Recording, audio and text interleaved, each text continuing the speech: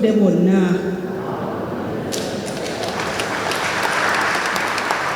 Ndi wano okutuusa obubaka obusaasira okuva mu gavumenti ng'era natumiddwa omukulembeze w'eggwanga okujja okutuusa obubaka bwaffe.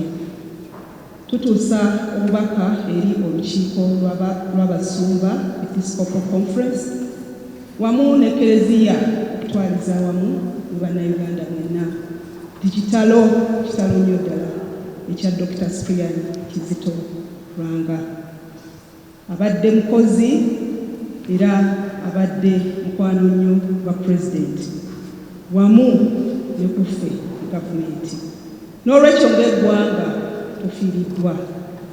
Bwe baakwataganira ennyo Dr. Cyprian Kizito Lwanga kati omugenzi abadde mukkiriza nnyo Ssaabasumba ng'era Kereziya agikulembeza buli wamu alaga. Ekyo kyawa Pulezidenti omuntu ayagala eddiini ye ate n'ayagala abantu okugoberera eddiini n'okunywerera mu ddiini yaabwe ate n'okubanga mukozi abadde mukozi ng'era bwe tubadde tumanyi ng'ayagala nnyo gaba nti abantu bejja mu bwavu ng'asomesa abantu ku bikwatagana n'okuva mu bwavu ng'era tukimanyi nti yali yatandikawo ne microfinance Wekembe ng'eyegerera kulaba nti abantu bava mu bwavu n'okulwanira okulaba nti batumbula ebyenfuna. Ate era nga gwe mulamwa ne gavumenti eya wakati kwetambulira okulaba nti abantu tubayamba okuva mu bwavu nga tuyita mu bukulembeze obw'enjawulo. Ekirala kye tumujjukirako nti abavubuka yafaayo nnyo okulaba ng'abavubuka nabo babeera ku bye bakola naddala wano mu Archdiocese y'e Kampala ng'era buli parish gy'alaga afuba nnyo okukubiriza abavubuka okulaba nga bakola n'okwenyigira mu bintu eby'enjawulo ng'era oluusi abawa ne tasks ezimu okulaba nti abayigiriza engeri gye batambuzaamu emirimu n'obuvunaanyizibwa okusobola okuba nga nabo banywerera mu ddiini naye n'okumanya nti balina okukola. Era yasobola n'okuba nti batandikawo ekibiina ky'Abannakizito okulaba nti abavubuka batambulira ku njulize oyo kunywerera mu ddiini naye n'okulaba nga beeyongera mu maaso okukola. N'olwekyo ffe ebyo bitujjukiza nnyo nti abadde afaayo nnyo nnyo omuntu wa bulijjo. Pulaani zonna z'akola olaba tezifaayo. Ku ssaawa eno kye tuyinza okukola kumusabira ng'eroboda bwe batugamba tumuteeke mu ssaala era twebaza ebitambiro by'emmisa kubanga kati essaala gy'asinga okwetaaga yonna gy'ali. Mama Maria amwanirire amulere naye ate nammwe yonna gye muli obutakoma kubeera nga mumusabira kubanga yes atusooseyo natuye tukimanyi nti ffenna lyekkubo. Yo nabadde njogera n'omuntu n'aŋŋamba nti tulina essaala ey'okukkiriza okufa naye oluusi abamu tetugisaba nange ery'omu kwaba simanyi nabwe nyinza kyogera naye nga yembeera mwe tutambulira kyatumanya yali mu kkubo ly'omusalaba ffenna nga tulaba ku matigga ag'enjawulo ng'embeera eri bulungi ng'olabira ddala nti mulamu bulungi naye ogenda okukya ng'agenze. Nga gavumenti tugenda kukungubaga olunaku lw'enkya Kololo Father Lokodo wamu ne Minisita wa Presidency bali mu nteekateeka era nga Pulezidenti yagenda okubeera omukungubazi omukulu. Ate era twataddewo akakiiko akakolagana ne Church Butereevu nga kaliko Oweekitiibwa Kaducu ku nsonga z'ebyobulamu oba Ministry of Health, Father Lokodo kwali Oweekitiibwa Muyingo n'Oweekitiibwa Nakiwala Kiringi era babadde bakwatagana bulungi n'enteekateeka z'okwerekera Ssaabasumba era nga Pulezidenti yataddewo olukiiko olukulemberwa Prime Minister wa Uganda Dr. Ruhakana Rugunda. Tugenda kutambulira wamu nammwe mu mbeera yonna mu ntegeka zonna okulaba nga twerekera Ssaabasumba mu mirembe. Bamukisa abafiira mu Mukama, bamukisa abafiira mu Mukama.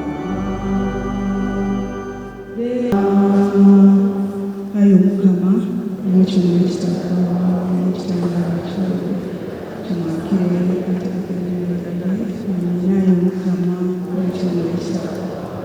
ekitambiro ky'obeera kimuwakire ateekemulembera aye omukama olw'ekyuma ekitambiro ekitambiro kyo kimuwakire ateekere emirembe neyanziza nnyo omukisa guno okumpeereddwa.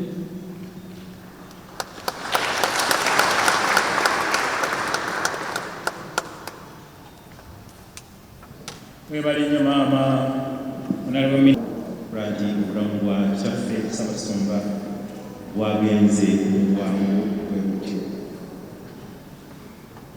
Oluganda luno lunaku lusoose okumubagira kyaffe Ssaabasumba Dr. Cyprian Kyagulanyi nga tufunye ekitambiro kino kikulembeddwa Bishop Paul Ssemogerere wa Kasana Luweero era tumwebaza nnyo. Kati puroguramu endala zigenda kutambula bweti.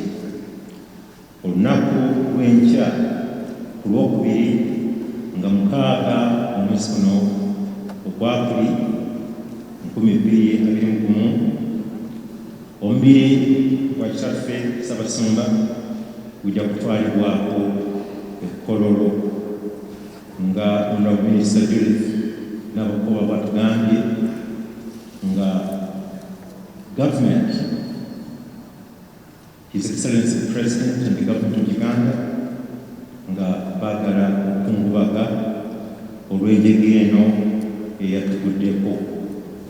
Ssaabasumba akoze bingi mu Eklezia naye bingi mu ggwanga lyaffe ne gavumenti bwe twagala okutwala akadde ako okumukungubagira ate n'okumwerekera obulungi. Omukolo ogujja kutandika ku ssaawa 4 okutuuka ku ssaawa 6. Gavumenti yasabye kasiro kyako okukungubaga. Ekyo bwe kinaba kiwedde omubiri gujja kutwalibwa ekyabakadde mu parish gyasibuka wabeeyo ekyambiro kya mmisa ku ssaawa 8. Bwe kinaku wajja kubayo akabamu katono okumugwako eriiso evannyuma ate Uganda Funeral Service omubiri egukomyewo e Kampala. Ku Lwokusatu tujja kuba n'ekyambiro kya mmisa e Namugongo naye ekyo kijja kulemberwa okumugwako eriiso evannyuma okuva ku ssaawa 2 okutuuka ku 3:30. Ate ku ssaawa 4 ekitambiro kya mmisa kitandike. Ekyabakadde tusuubira nti Bishop Christopher Kakoza ow'essaza ly'Eklezia ajja okukulembera ekitambiro ekyo ku ssaawa 8. Ate ku Lwokusatu e Namugongo Bishop Severus Jumba ow'e Masaka yajja okutukulembera mu kitambiro ekyo n'atandika ku ssaawa 4. Tubadde tusaba abakristu abasinga era basobola okwetaba mu kitambiro ekyo kubanga tukyali mu bunkenke obw'obulwadde buno obwa COVID. Okuziika wano kugenda kubeera ku Lwakuna naye Eklezia Cathedral eno bwe bagiraba tesobola kuwanirira abantu bangi era tujja kusaba basaamusaamu bajja wano omukisa guli ogw'e Namugongo abakazi bwe tusobola okukolera social distancing ne baweebwa amabanga agamala gye tuba tukikolera.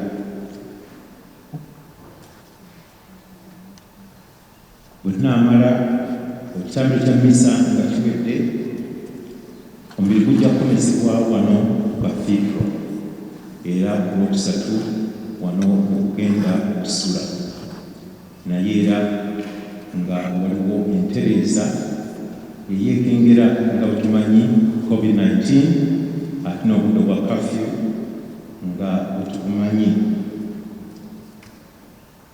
Ku Lwokuna kwe kuziika. Kitaffe Ssaabasumba ajja kuziikibwa wano mu Cathedral ye. Abamu badde beebuuza nti ate ekyo. Kitaffe Ssaabasumba ajja kuziikibwa wano mu Cathedral ye. Abamu badde beebuuza nti ate ekyo. Kitaffe Ssaabasumba ajja kuziikibwa wano mu Cathedral ye. Abamu badde beebuuza nti ate ekyo. Kitaffe Ssaabasumba ajja kuziikibwa wano mu Cathedral ye. Abamu badde beebuuza nti ate ekyo. awo ku ludda wali tulinawo abeepisikoopi babiri abagalamidde awo. Kitaffe omugenzi Bishop Joseph Kiwanuka tumumanyi ali wali, ate ne Bishop Misho ali ku sayidi eno kwataali ey'abajulizi. Kati makkati awo ekitaffe Ssaabasumba Dr. Cyprian Kisulwanga wanaakalanizibwa ku Lwokuna. Nga twagala okusaba nti parishes zaffe zonna mu Archdiocese ku budde obwo ku Lwokuna ku ssaawa 4 nabo eyo batandike misa ey'okumusabira, nga bwana mukulu bokka banaasobola okujja wano okwetaba mu kitambiro ekya misa ekinaabeera wano mu Cathedral.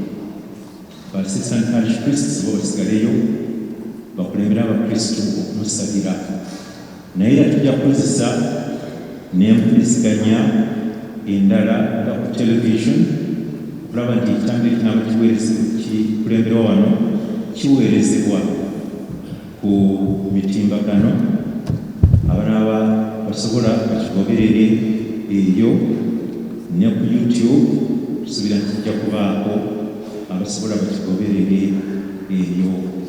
Wano entereeza eri abatonotono abafamire bagwana mukulu ne bannaddiini abamu ate n'abakungu abamu abatonotono abanaasobola okujja wano, bwetyo tusobole okwerekera kitaffe mu kitiibwa, naye ate nga tugoberera embeera eriwo ereme kusajjuka kuba tugyeraliikirira. Bane embeera eno tenaba kutereera. Balinaanwa baffe mu Kenya mu Nairobi mumanyi kati tebaliko, bazzeemu omuggalo, naye tukubirizibwa nnyo gavumenti